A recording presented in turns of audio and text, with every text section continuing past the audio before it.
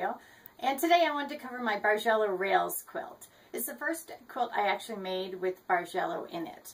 I started with a rail fence block, which we're all familiar with when we first start quilting. It's usually the first one we make. It's made with 3 rectangles put together, sewn together like this, and that's our block. And what I wanted to do is actually move around with texture and movement, play with texture and movement in the quilt. So I wanted to use strip sets, which we're all familiar with, pre-cut 2.5-inch strips, our jelly rolls, something like that that you can grab at the Quilt Shop. And this is the quilt. It's called Bargello Rails.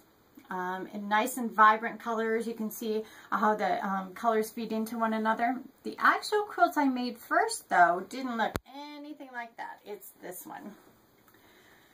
You'll notice here, color choice is very, very important. If you look here, the color jumps. It's too stark of a jump. And also there's pattern in here next to plaid. You can do that, but you don't want to do both at the same time. So the easiest thing to do is go grab that bundle of fabric at the fabric store, 2.5-inch strips, something like that. It's already prearranged for you. The colors flow nice and easy into each other. And then you can make an easy Bargello quilt.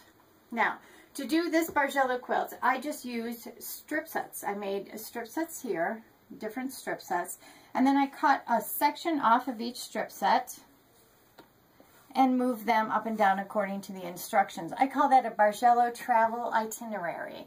And the Bargello buddies are actually the fabrics that are hanging out next to each other in the strip set. They got to make sense next to each other in the strip set.